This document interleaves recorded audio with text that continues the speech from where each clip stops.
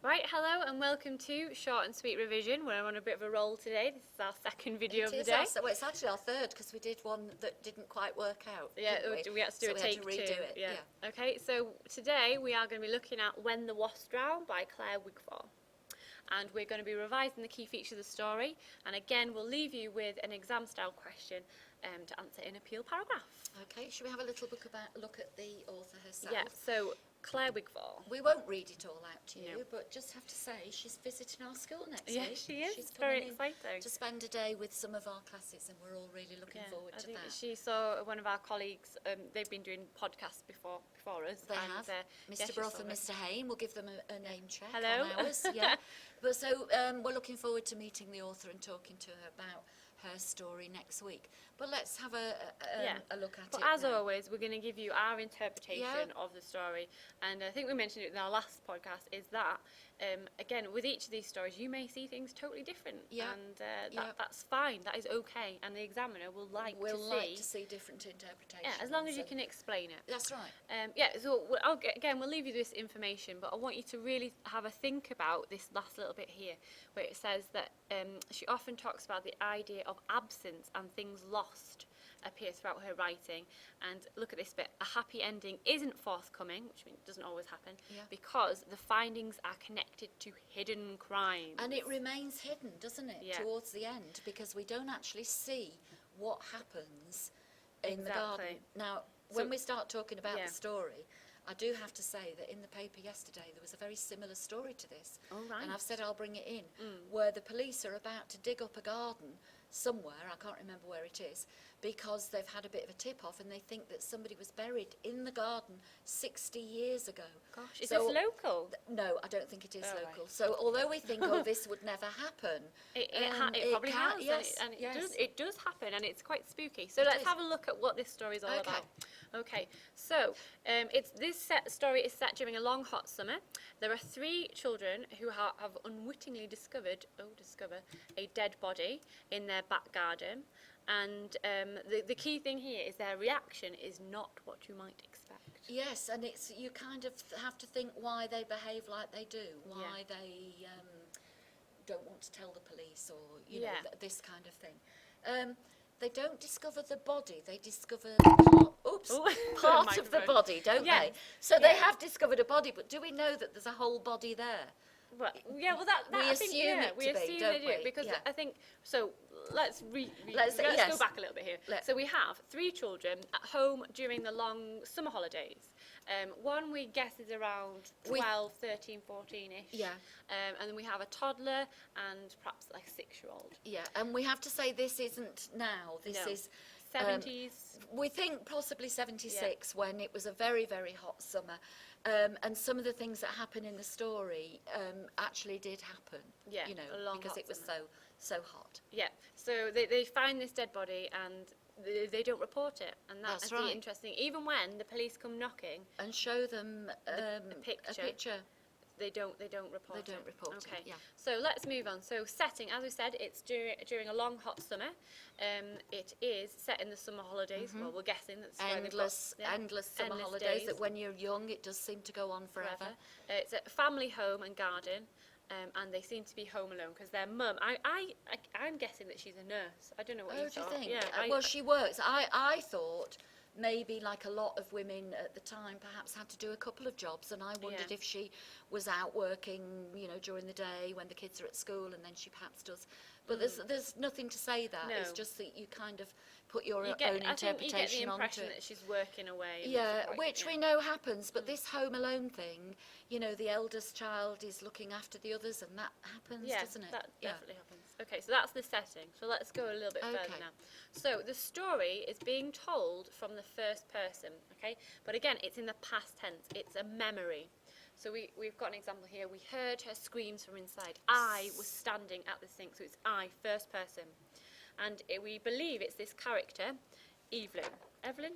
Yeah, again, read the story a couple of times to be clear on who's narrating at each point, because sometimes you can mix up the names a little bit, like we did, when we talked about Anil. You do Anil. Anil. Sorry. Anil. I thought you were going to say something else then. So you do have to read the story a couple of times. Yes. To make sure you know who's talking. We think this the narrator, is Evelyn, okay? Yes. And she's telling it from her point of view. Again, look at this straight away. We've got lots of the past tense. It's a memory. This is what she's telling us. So here are the characters. Again, this is what you need to be looking for. Same as before, yes. And here are the characters. We have the narrator, Evelyn. We have Therese, a younger sister. Tyler, a younger brother. And we have Mr. Mordecai, the next door neighbour, but we don't actually hear much from him. No. And the mother makes an appearance. Who's referred to as well. Yes. Okay, so these are the main characters, we think, and we find out that Mr. Mordecai is the neighbour. Yes. There's something interesting about his name, but we'll talk about that in a moment, I think. Okay. And we'll come into more detail about these characters. Yeah. So, what's going on in this story? Well, the children are out in the garden and they are fed up and they're in the heat and they're kind of lounging around in the garden. And Teresa steps on a wasp nest, doesn't she? That's where we've got the name here. That's where we've got Now there's a great bit where the story changes. We're told all about everything, the heat, and everything seemed an effort, and it's lots of the language is to do with absorbing the heat and how everything is slow. And all the language pretty much on page 10 and half of page 11 is all about these long days continuing to melt into one another, and that's setting up this humidity and I think you can almost feel it as you're reading it. You do and feel this, and it's lazy lethargic. and everything, lethargic, And then you have this line where, sorry, I've lost my place a little bit here. Okay, you have this line where they start to dig in the soil and she finds something. Yes. And she withdraws something from the hole, doesn't she? Yeah. But that's all kept secret. No, it was the glint that caught my eye. Okay, so we don't. I've jumped too far. Yeah. If you look at line 20, with all this kind of slowness, line 20 says that was the summer they dug up Mr. Mordecai's garden. Now, Mr. Mordecai, the name Mordecai is a biblical name. And one of my students, when I set some homework on this, came back the next day and said that he'd looked up the name Mordecai, and it actually means death. Oh. So it is kind of very cleverly chosen if it does mean you can hear the links though, Mordecai, mortuary, death, yes. And the garden and the weather and the time, all of this plays a part. Can I just pick out the bit where the story does seem to change, because that was the summer they dug up Mr. Mordecai's garden, and then we heard her screams from inside, and you think that that's going to be because she's found the dead body, but it's not. It's where the wasps come into the story. So a bit of suspense, building it up. That has been purposely done there. Slow reveal, doesn't want to reveal things too it's letting you think ahead, isn't it? It's leading you forward and thinking, foreshadowing. Foreshadowing. There we go. It's hinting at what's going to happen. Brilliant. Okay. So let's have a little bit more look at this symbolism here. So we've got lots of different things we could talk about. There's the wasps. What on earth do they represent in the whole story? Well, what do you think? Wasps. Danger, pain, all those kinds of things. Lots of connotations. Could be a hint towards what's happened, or with the foreshadowing. The diamond ring, wealth, marriage, happiness. It's generally seen as a positive thing.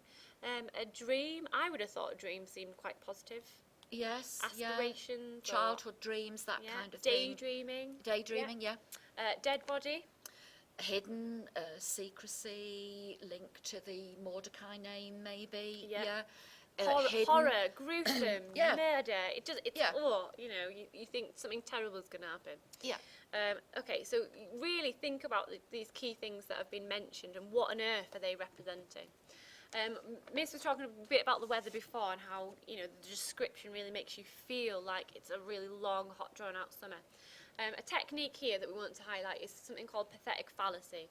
So this is where the weather is used to create atmosphere and mood. Okay, and this is really kind of predominant throughout this story. Is that this lethargic, really hot, drawn-out summer? There's a lot of personification, isn't there, when you're talking about the weather used in stories. Winter reached out her icy grasp. Yeah. We've given Winter fingers and a hand to Giving it those to touch human something. characteristics. And that, you know, the weather is important in here because it slows the story down, and it does give you that feeling that everything is still, and you know, they have to make their own swimwear and things like that. So they are quite poor. So they wouldn't be going out every day. No. They would have to hang around in the garden, wouldn't they? But it's that closeness as well, isn't it? That Yeah. Even like perhaps with the neighbours, everyone will be out, everyone's there, and Yes. you know when you're so hot and people get like snappy and they feel grumpy.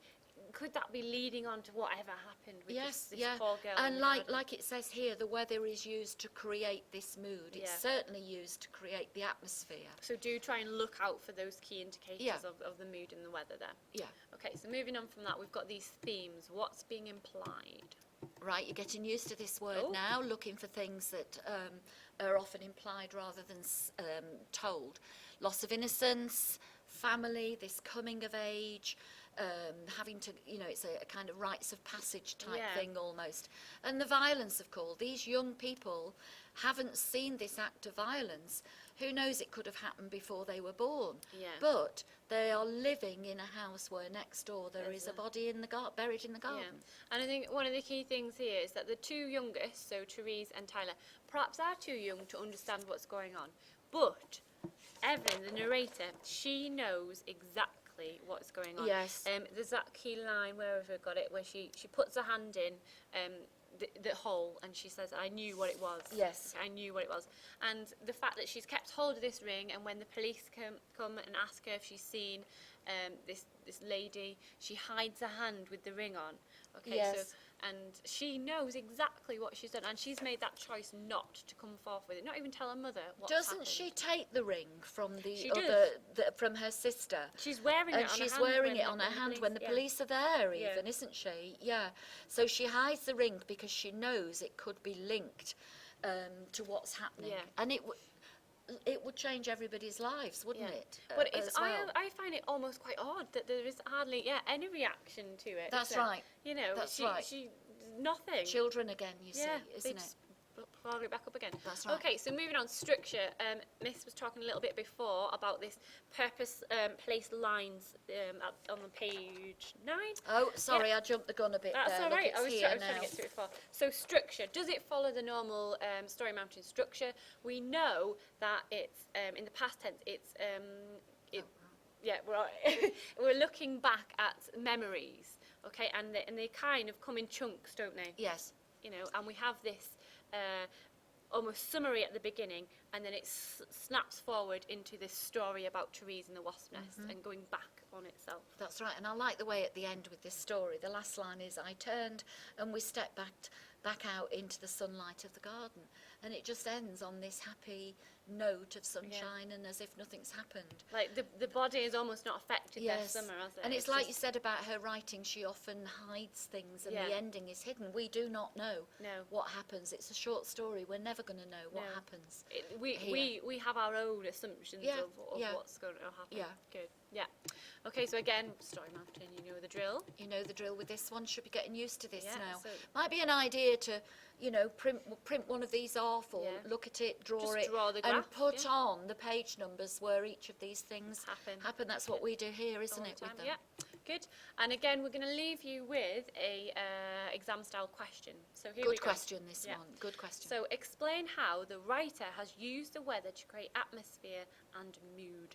And there is plenty of mood and the tone of the story, the atmosphere. There's plenty to write about in a question like this. Yeah, and obviously there's lots of things that we haven't had time to touch on. So do look carefully back over your story, think about all those themes, your own interpretation, and see what you come up with. And read it. You know, read it a few times. Get somebody else to read it at home. Maybe discuss it with them. It will all help, and there are.